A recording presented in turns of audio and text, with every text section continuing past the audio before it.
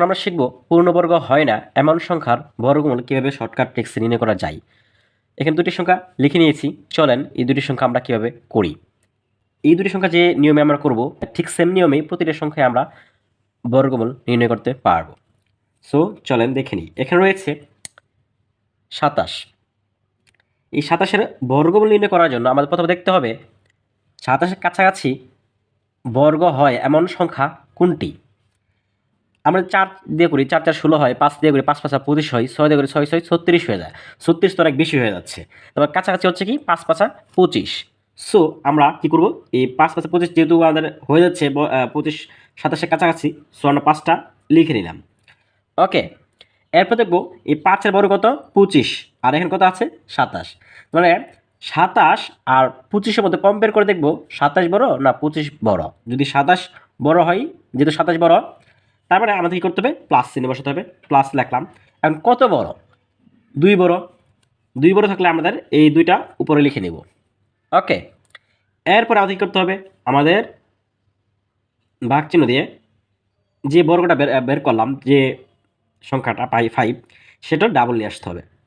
Double কত 10, এই তো লিখে নিলাম। এরপর কী করতে হবে, এরপর আমাদের 2কে 10 দিয়ে ভাগ করলে কত হয়, অবশ্যই 0.2।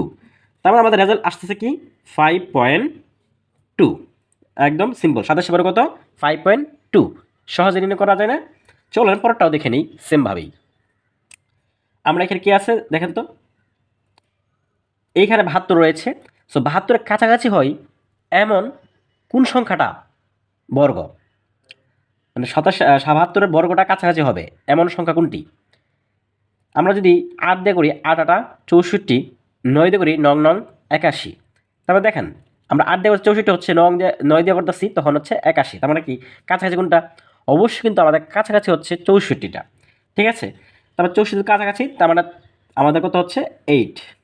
8 দিয়ে বড় করলাম, 8 স্কোয়ার করলাম, বড় করলাম, 8 64। এরপরে আমরা দেখতে হবে কি যে 64 আর 72 কোনটা বড়, অবশ্যই কিন্তু 72 বড়। যদি এইটা বড়, তারপর আমাদের কী করতে হবে, প্লাস নিয়ে আসতে হবে। অ্যান্ড কত বড়, 72 থেকে 64 বাদ দিলে থাকতেছে 8, 8 বড়। এরপর আমাদের কী করতে হবে, এই যে আমরা বর্গ যার বর্গ করছিলাম সেটা ডাবল নিয়ে আসতে হবে। 8 বর্গ করছিলাম, 8 আমরা ডাবল নিয়ে আসলাম, কত হয় 16। এরপর আমাদের 8, এখানে কত হচ্ছে দেখেন তো 8, আর যদি কাটাকাটি করি তাহলে কত হচ্ছে, এখানে 1, এখানে 2, তার মানে 0.5। তার মানে অ্যান্সার কত হলো 8.5। তার মানে আমাদের রুট 72-এর আমাদের যখন বর্গমূল করতেছি তখন আমাদের আসতেছে 8.5। এইভাবে আমরা প্রত্যেকটা সংখ্যায় সহজেই বর্গমূল করতে পারি। ধন্যবাদ।